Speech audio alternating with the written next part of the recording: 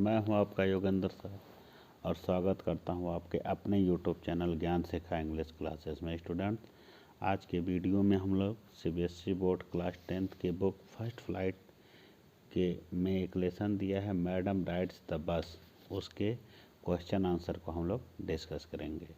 ठीक है, तो चलिए बिना किसी देर के शुरू करते हैं आज का वीडियो। फर्स्ट क्वेश्चन है कि who was Valli, what kind of a girl was she, कि वैली कौन थी, वो किस प्रकार की लड़की थी। The Valli was an 8 year old girl, 8 साल की लड़की थी। Who lived in a village, जो एक गांव में रहती थी। She was wiser than other girls of her age, अपनी उम्र की अन्य दूसरी लड़कियों से वो अधिक बुद्धिमान थी। She did not have any playmates, उसके साथ उसका कोई खेलने का साथी नहीं था, मतलब उसका कोई दोस्त नहीं था जिसके साथ वो खेले। So she used to stand in the front doorway of her house, इसलिए वो अपने घर के सामने हमेशा खड़ी रहती थी। एंड वॉच एवरीथिंग केयरफुली, और हर चीज़ को बहुत ध्यान से देखती थी।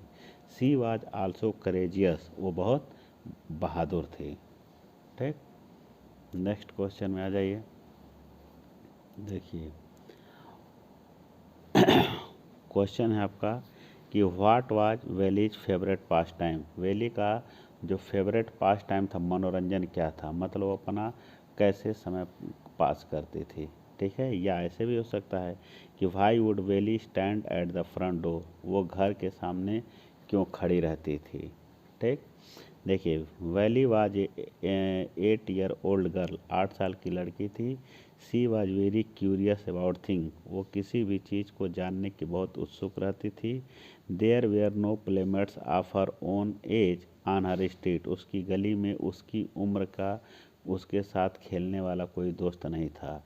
सो her favourite pastime was, इसलिए उसका जो सबसे प्रिय मनोरंजन जो था standing in the front doorway of her house, वो अपने घर के सामने वो खड़ी रहती थी। वाचिंग व्हाट वाज हैपनिंग, वो देखा करती थी जो कुछ होता था। इन द स्ट्रीट आउटसाइड, मैंने गली के में बाहर उसके घर के सामने जो कुछ होता था वो उसको ध्यान से देखती थी। Watching the street gave her many unusual experience, और जब वो देखती थी इसको तो उसको बहुत सारा इससे अनुभव मिलता था। ठीक है, नेक्स्ट क्वेश्चन पे आइए। देखिए नेक्स्ट क्वेश्चन है कि what did Valli find out about the bus journey, bus journey के बारे में उसे क्या पता चला। How did she find out the detail, मतलब कि बस जर्नी के बारे में उसे क्या पता चला और वो इतना उसके यात्रा के बारे में डिटेल कहाँ से लाती है, कैसे मिलता है। Valli found out that the distance from the village to the town was 6 mile, उसने ये पता लगाया कि गांव से शहर की दूरी 6 मील है। The fair of the bus journey was 30 पैसे वन वे, एक तरफ का किराया उसका 30 पैसे था। She found out these details after listening carefully to conversation between her neighbour and people who regularly use to the bus. She found out these detail, उसे ये डिटेल पता चला आफ्टर लिसनिंग, सुनने के बाद। केयरफुली टू कन्वर्सेशन मैंने बातचीत, between her neighbour, उसके पड़ोसी, और people who regularly use the bus, करा कि उसके पड़ोसी और जो लोग बस से हमेशा यात्रा करते थे उनकी बातचीत को सुन करके इसे पता चलता है कि गांव से शहर की दूरी 6 मील है और एक तरफ का किराया 30 पैसे है। ठीक है, नेक्स्ट क्वेश्चन में आइए। देखिए क्वेश्चन है how did Valli give up money for her first journey, करा कि नहीं, how did Valli save up her money for her first journey, पहली बार यात्रा करने के लिए वो पैसे कैसे बचाती है। और was it easy for her, क्या पैसा बचाना उसके लिए आसान था। Valli registered every temptation to buy balloon, कह रहा है कि वेली जो है वो रजिस्ट करती है, रोक देती है, every temptation to buy balloon, माने अब बैलून गुब्बारे खरीदने के लिए जो उसकी इच्छा थी उसको वो बंद कर देती है।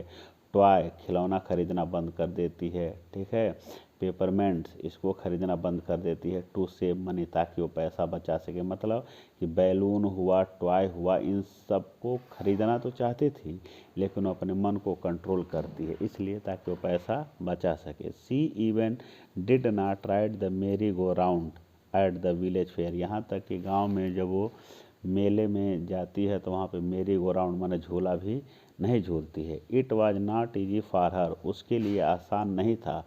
ठीक, ऑन द मतलब कि झूला, एक लड़का बच्चा झूला ना झूले उसका फेवरेट था, ये उसके लिए बहुत कठिन बात थी। On the contrary it was rather troublesome for her, बल्कि उसके लिए ये सब को छोड़ना मतलब अपनी फेवरेट चीज़ों को छोड़ना उसके लिए बहुत कठिन काम था। ठीक है,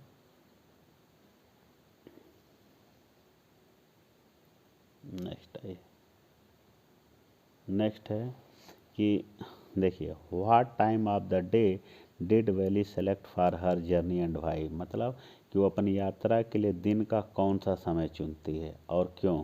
ये भी हो सकता है कि what problem did Valli have after saving enough money for the bus ride, मतलब कि पैसा बचाने के बाद उसके पास कौन सी समस्या थी। मतलब पैसा तो हो गया था, अब अगली समस्या उसके साथ क्या थी।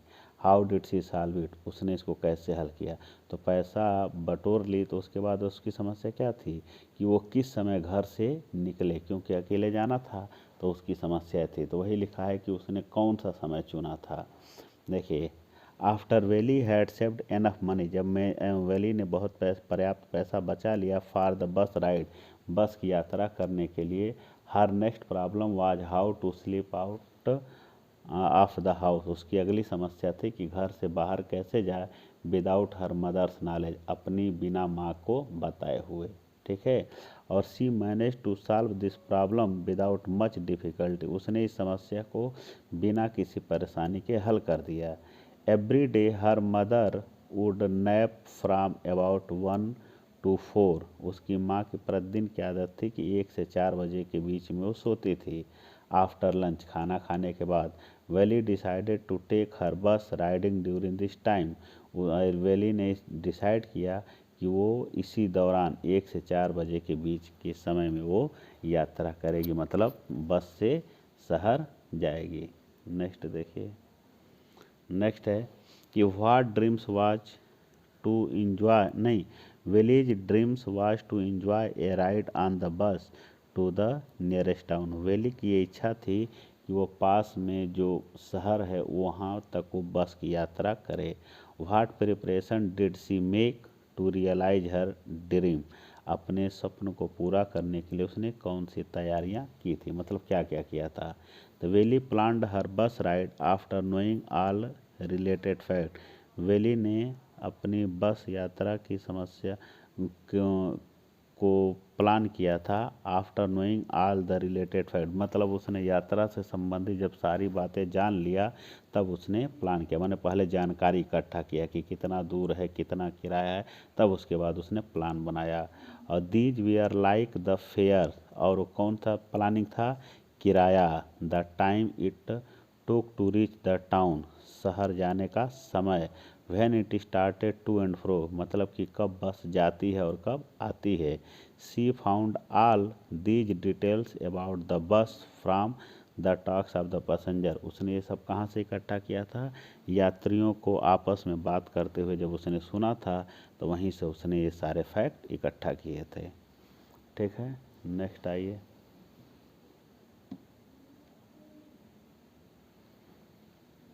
देखिए क्वेश्चन है कि why did conductor called valley madam, conductor जो था वो मैडम क्यों कहता था, मतलब उसको क्यों मैडम कह के बुला रहा था। ठीक है, इसको ऐसे भी पूछ सकता है कि what was the reaction of the conductor, conductor का रिएक्शन क्या था, and other passengers towards valley, मैंने पैसेंजर और कंडक्टर जो भी उस बस में थे, जितने पैसेंजर वो और कंडक्टर, उनका वैली के प्रति क्या रिएक्शन था। ठीक है, चलिए। The conductor was a jolly kind of man, जो कंडक्टर था बहुत हंसमुख व्यक्ति था। He was fond of joking, मजाक करने का बहुत शौकीन था। He was also very humorous, वो बहुत ह्यूमरस मतलब बहुत मजाकिया टाइप का था, बहुत हंसता था। He enjoyed joking with all alike, वो सबके साथ मजाक करता था। ठीक। When belly boarded the bus, जब वेली बस में चढ़ी, she acted in a mature and bold manner, तो जो वेली थी वो इस तरह से व्यवहार कर रही थी कि वो बड़ी है तो उम्र में छोटी, लेकिन ऐसे दिखा रही थी कि वो बहुत बड़ी है। So the conductor decided to humour her, इसलिए कंडक्टर उसका मजाक उड़ाने का डिसाइड करता है। He addressed her as madam, इसलिए उस छोटी सी लड़की को मैडम कहता है। And asked everyone to make way of are her, इसलिए वो सबको मैडम कहने के लिए कहता भी, अपने भी कहता है, दूसरों से भी कहता है कहने के लिए। ही offered her A seat right in the front, वो सामने की सीट, अपने सामने वाली सीट पर बैठने के लिए वेली को कंडक्टर कहता है। ठीक है। The other passenger looked at Valli and laughed with the conductor, सारे पैसेंजर वेली को देखते हैं और वो हंसते हैं। ठीक है ना, वो हंसते हैं, जब कंडक्टर हंसता है तो सारे लोग भी हंसते हैं। Why does Valli stand up on the seat, Valli seat के पास क्यों खड़ी हुई। व्हाट डज सी नाउ, उसने वहाँ पे क्या देखा, मतलब खिड़की के पास वो खड़ी हो जाती है और वो क्या देखती है। Valli wanted to see the outside view, Valli बाहर का दृश्य देखना चाहती थी, but there was a canvas blind on the lower part of the window with which obstruct her view, लेकिन जो विंडो था उसके लोअर पार्ट पर एक पर्दा लगा हुआ था जिससे वो देख नहीं पा रही थी। Therefore she stood on the seat to look outside, इसलिए वो सीट पर खड़ी हो जाती है बाहर देखने के लिए। She could see the canal palm tree, वो वहाँ से कैनल देख रही थी, पाम ट्री बेर के पेड़ देख रही थी, ग्रासलैंड हरे भरे मैदान देख रही थी, डिस्टेंट माउंटेन दूर पहाड़ी देख रही थी, ब्लू स्काई नीला आसमान देख रही थी, and acres of green field, और हरे भरे हरे भरे वो मैदान देखती थी, मैंने कई एकड़ तक दूर फैले हुए वो मैदानों को देख रही थी। ठीक है। नेक्स्ट देखिए, how did Valli react when someone called her child, जब वेली को कोई चाइल्ड कहता था वो तो कैसे रिएक्ट करती थी। When Valli sat on her seat, जब वेली अपने सीट पर बैठी थी, she found that her view was cut off by a canvas blind that covered the lower part of her window, जब वो बैठी थी तो विंडो के लोअर पार्ट पर एक कैनवस लगा हुआ था जो बाहर, जिसके कारण बाहर नहीं देख पा रही थी। So she stood up on the seat to look outside, इसलिए वो बाहर देखने के लिए सीट पे खड़ी हो गई। She was enjoying the outside, वो बाहर के दृश्यों का आनंद ले रही थी। Suddenly she was startled by a voice saying listen child, तभी वो किसी की आवाज़ सुनती है, वो आवाज़ कहती है कि सुनो बच्ची, you should not stand like that, तुम्हें इस तरह नहीं खड़ा होना चाहिए, सिट डाउन, बैठ जाओ, मतलब कोई उसको बच्ची कह के संबोधित करता है, कहता है ऐसे नहीं खड़ा होना चाहिए, बैठ जाओ। An elderly man who was genuinely concerned for her, एक बड़ी मतलब औरत थी जो इसके बारे में चिंतित थी, ठीक, इसलिए उसने कहा, और was asking her to sit down, और वो औरत इसको बैठने के लिए कहती है। But Valli was annoyed by his attention, लेकिन जो वैली थी वो क्रोधित हो जाती है। She retorted hotly that she was not a child, उसने इस तरह से रिएक्ट किया कि वह बच्ची नहीं है। She had paid her fair of 30 पैसे, वो आगे कहती है कि वो बच्ची नहीं है, उसने किराए के लिए 30 पैसे दिए हैं। लाइक एवरीवन एल्स, माने जैसे सारे लोगों ने किराया दिया है 30 पैसा, उसने भी दिया है।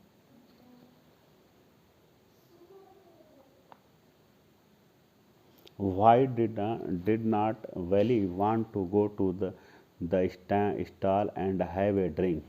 वैली जो थी वो दुकान पे क्यों नहीं जाना चाहती थी, कुछ पीना क्यों नहीं चाहती थी।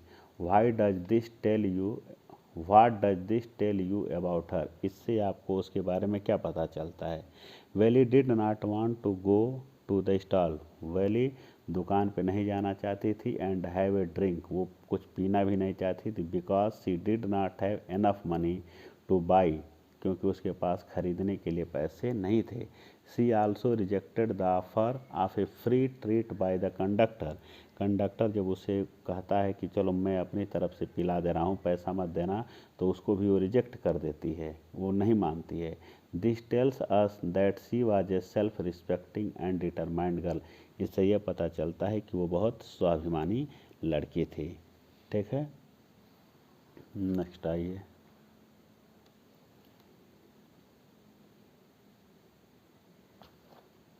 How did Valli react when she saw the dead cow by the road side. जब वो मरी हुई गाय को रोड के किनारे देखती है तो वो कैसा रिएक्ट करती है। ऑन हर रिटर्न जर्नी, जब वेली वापस आ रही थी, Valli saw a young cow lying dead by the road side. उसने देखा कि रोड के किनारे एक गाय मरी है। It was the same cow who had come in front of their बस। ये वही गाय थी जो उसके बस के सामने आ जा रही थी। व्हेन दे वेयर, क्या लिखा है, when they were en route to town. जब वेली बस से शहर जा रही थी तो रास्ते में वो गाय उसके सामने आ रही थी। वही गाय थी जब वो वापस आ रही थी तो मरी हुई थी। The cow had probably been stuck by some fast moving vehicle. ऐसा लग रहा था कि वो गाय जो है किसी तेजी से आते हुए व्हीकल से टकरा गई थी। Valli was overcome with sadness on seeing the dead cow. लेकिन जब वो मरी हुई गाय को देखती है तो दुखी हो जाती है। ठीक, the memory of the dead cow leg spread eagled. वो जब मरी हुई गाय के दृश्य को देखती है, उसके मरे हुए जानवर का जो पैर देखती है, ठीक, a fixed stare in its lifeless eyes. और उसकी जो एकटक आंखें, निर्जीव आंखें जो एकटक देख रही थी, एंड ब्लड ऑल ओवर, चारों ओर ब्लड फैला हुआ था। ये चीज़ जब वैली देखती है तो हॉन्टेड हर, उसके दिमाग में ये बातें घूम रही हैं और डैम्पनिंग हर इंथुजियाज, और उसका जो उत्साह था वो धीरे धीरे ख़त्म होने लगता है। She came face to face with the reality of the death. तब उसे मृत्यु के बारे में वास्तविकता पता चलती है। She realise that a lovable and beautiful creature. उसे एहसास होता है कि एक प्यारा और खूबसूरत जानवर, प्राणी, while alive looked horrible, while alive looked horrible and frightening after death. कि जो जानवर इतना खूबसूरत लगता है जीवित रहते समय, मरने के बाद वही इतना भयानक लगने लगता है, डरावना लगने लगता है। She did not want to look out of the window. खिड़की से बाहर नहीं देखना चाहती थी। She sat glued to her seat. वो अपने सीट के पास चिपक के बैठ गई। लाइक ए सैड पर्सन, जैसे कि वो बहुत दुखी हो गई हो। Why does Valli refuse to look out of the window on her way back. कह रहा है कि why does Valli refuse to look out of the window. वो खिड़की से बाहर देखने से इनकार क्यों करती है। ऑन हर वे बैक, जब वो घर शहर से वापस आ रही है तो बाहर खिड़की से क्यों नहीं देखना चाह रही थी। While on her way back, जब वो घर वापस आ रही थी, Valli saw a young cow lying dead by the road side. उसने देखा कि रोड के किनारे गाय मरी है। This scene was horrible and frightening. ये सीन बहुत भयानक और डरावना था। She lost all her enthusiasm. उसका सारा उत्साह खत्म हो जाता है। इतने उत्साह के साथ वो शहर जाती है लेकिन उसका सारा उत्साह खत्म हो जाता है। ठीक, that's why she no longer wanted to look out of the window. इसी कारण वो खिड़की से बाहर नहीं देखना चाह रही थी। Never mind she said. उसने कहा नेवर माइंड, ज़्यादा चिंता मत करो। I can get on my by myself. मैं स्वयं भी कर सकती हूँ। You don't have to help me. तुम्हें मेरी मदद करने की ज़रूरत नहीं है। Said Valli to the conductor. Valli ने कंडक्टर से कहा। She shows extraordinary courage in making the bus journey all alone. जब वो अकेले यात्रा कर रही है तो वो थोड़ा ज़्यादा ही साहस दिखाने का प्रयास करती है कंडक्टर को। Taking inspiration from Valli's character. कह रहा है कि वेली के कैरेक्टर से प्रेरणा लेते हुए write how ability and courage to take risk are essential to fulfil one dream. कि कैसे एक अपने स्वप्न को पूरा करने के लिए साहस और योग्यता की ज़रूरत पड़ती है। ठीक है, ये लॉन्ग क्वेश्चन है, देखिए। It is seen that human beings are in the habit of dreaming. ऐसा देखा जाता है कि जो मानव होते हैं वो स्वप्न देखना पसंद करते हैं। They always dream about one thing or the other. वो हमेशा कोई न कोई स्वप्न के बारे में सोचते रहते हैं। Dreaming is very important for human progress. मनुष्य के प्रोग्रेस के लिए स्वप्न देखना बहुत ज़रूरी होता है। But to fulfil one's dream, लेकिन किसी के स्वप्न को पूरा करने के लिए one needs ability and courage to take risk. सबके अंदर क्षमता होनी चाहिए और रिस्क लेने का साहस होना चाहिए। वन नीड्स प्लानिंग, हर आदमी को प्लानिंग की ज़रूरत पड़ती है, करेज की ज़रूरत पड़ती है, विलिंगनेस टू टेक रिस्क और रिस्क लेने की इच्छा की ज़रूरत पड़ती है। If one does not have these, अगर किसी के अंदर ये नहीं है तो वंस लाइफ बिकम्स बोरिंग, तो हर आदमी का जीवन बोरिंग हो जाता है। So one must be able to take risk, इसलिए सब लोगों को रिस्क लेना चाहिए। All the great man have become great only by taking risk, जितने महान लोग हैं वो महान इसीलिए हुए हैं क्योंकि उन्होंने रिस्क लिया है। They had the courage to pursue their dream, उनके पास अपने सपनों को पूरा करने के लिए साहस होता है। When ordinary people slept they worked hard, जब साधारण लोग सोते हैं तो ऐसे लोग परिश्रम करते हैं। टू अचीव देयर ड्रीम्स, अपने सपने को पूरा करने के लिए।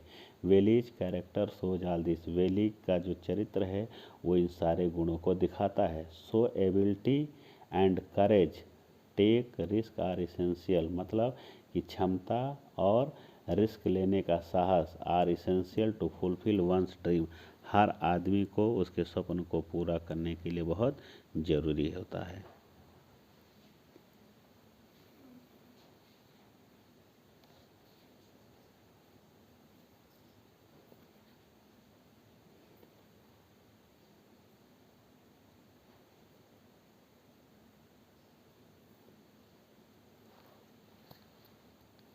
देखिए एक क्वेश्चन और है, ये भी लॉन्ग है। Give example from the text to how that Valli was meticulous planner, example बताना है कि वो एक अच्छी प्लानर कैसे थी। Whenever we want to achieve something, जब हम कोई चीज़ प्राप्त करना चाहते हैं, ठीक है। अचीव समथिंग डिफ़िकल्टी, जब हम कोई चीज़ कठिनाई के साथ प्राप्त करना चाहते हैं। ऑलवेज कम इन आवर वे, मतलब कोई चीज़ हम जब प्राप्त करना चाहते हैं तो हमारे मार्ग में बहुत सी कठिनाइयाँ आती हैं। What did Valli have to do to go and ride in the bus, Valli को बस पे जाने के लिए क्या चीज़ करना था। ठीक, देखिए ऐसे भी पूछा है कि once we decide to achieve something difficulties come in our way, जब हम कोई चीज़ प्राप्त करने के लिए डिसाइड करते हैं तो हमारे मार्ग में कठिनाइयाँ आती हैं। विथ फोकस्ड अटेंशन, मतलब कि पूरे लगन के साथ, ध्यान के साथ, ठीक, we can make that achievement, हम उसको उस उपलब्धि को प्राप्त कर सकते हैं। How did Valli succeed in fulfilling her desire of riding bus, Valli अपने बस में जाने की, यात्रा करने की इच्छा को पूरी कैसे करती है। देखिए Valli indeed was a meticulous planner, वो एक बहुत अच्छी प्लानर थी। The following examples from the next make this clear, करा कि इस लेसन में से कुछ पॉइंट ऐसे हैं, उदाहरण ऐसे हैं जिससे ये स्पष्ट हो जाता है। अब देखिए उदाहरण क्या है आपका, देखिए